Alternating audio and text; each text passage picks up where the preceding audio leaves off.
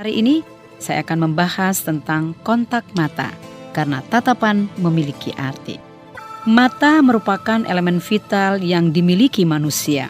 Perangkat visual ini sangat kuat dalam merekam fakta yang ada di sekeliling kita. Daya serap pengetahuan tentang semesta juga banyak ditentukan dari keteladanan mata dalam memotret semuanya. Kita mengenal, membenci, dan menyukai karena mata. Anda tentu sering mendengar kalimat ini. Dari mana datangnya cinta? Dari mata turun ke hati. Sesungguhnya apa yang dimiliki mata kita sehingga sangat sensitif dalam melakukan interpretasi makna. Bagian mata kita yang paling sensitif adalah pupil atau yang sering disebut manik mata. Pupil ini yang melakukan ragam respon terhadap segala sesuatu yang ada di sekeliling kita. Pupil akan membesar ketika menghadapi situasi yang menyenangkan. Misalnya seorang ibu bertemu dengan anaknya yang sudah lama tidak pulang. Maka ekspresi pupil menggambarkan bahwa sang ibu sedang dalam kondisi yang amat senang. Sebaliknya pupil akan mengecil ketika berhadapan dengan kondisi yang tidak menyenangkan. Misalnya Anda lagi kesal atau jengkel sama seseorang, maka pupil itu akan menyusut. Penelitian yang dilakukan oleh Alan Peace mengemukakan bahwa pupil bayi dan anak-anak itu lebih besar, namun memiliki respon yang sama terhadap situasi yang dihadapinya. Betapa proses transfer pesan itu dilakukan ketika usia bayi 3-4 minggu. Interaksi visual ini penting dalam membentuk hubungan intim bayi dan ibu. Pada masa ini, bayi melakukan identifikasi terhadap sosok ibu yang diharapkan bisa memberikan perhatian sekaligus melindunginya.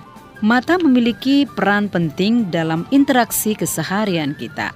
Kita sadar atau tidak berusaha mendapatkan perhatian orang lain dengan menggunakan alat visual itu sebagai pintu. Keakraban itu akan mulai terjalin ketika kita mulai memandang dan menatap orang lain. Apalagi jika tatapan itu diikuti dengan senyuman. Kondisi yang singkat itu akan menjadi penentu hubungan yang hangat. Profesor Deddy Mulyana menulis dalam bukunya Komunikasi Efektif bahwa memandang atau menatap digunakan sebagai isyarat sosial bagi awal dalam kehidupan kita. Saling memandang dijadikan sebagai alat ukur untuk menilai seseorang, apakah dia tertarik atau tidak, apakah dia membenci atau menyukai. Tatapan memiliki interpretasi makna yang spesifik. Anda harus jeli menangkap setiap arti dari tatapan itu. Karena mata tidak bisa berbohong, polisi di Amerika menjadikan tatapan mata sebagai alat ukur dalam menginterogasi pelaku kejahatan. Dengan mudah, pelaku dikatakan berbohong atau jujur dengan memerhatikan tatapan matanya, sehingga dapat dipahami bahwa tatapan muncul bukan sekedar ekspresi spontan yang tidak memiliki arti. Sebagai seorang public speaker, keterampilan menatap ini bisa dijadikan alat bantu dalam membangun suasana yang harmoni dengan audiens. Anda bisa menunjukkan perhatian kepada audiens dengan menatapnya.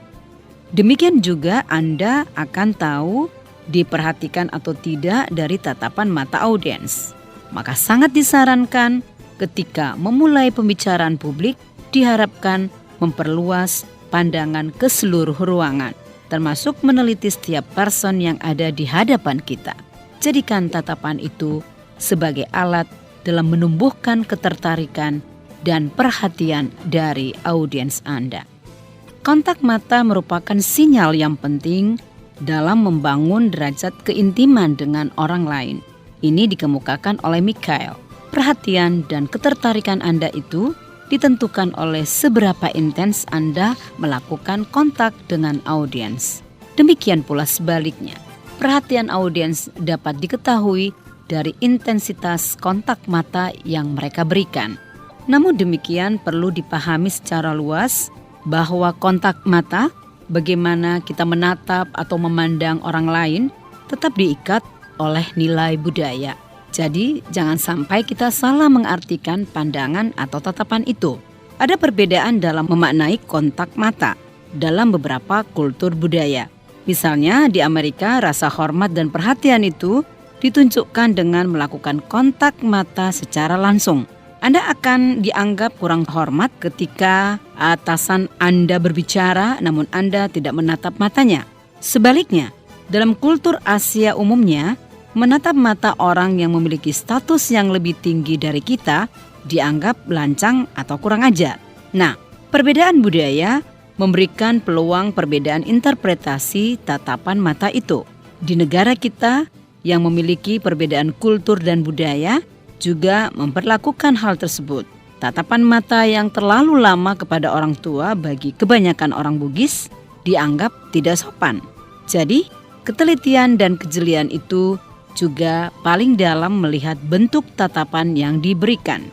Seorang public speaker tentu merasa memiliki dominasi yang besar dalam sebuah forum. Maka tatapan mata itu menjadi alat legitimasi Anda. Gunakan tatapan mata itu sebagai alat efektif efisien untuk menundukkan audiens Anda.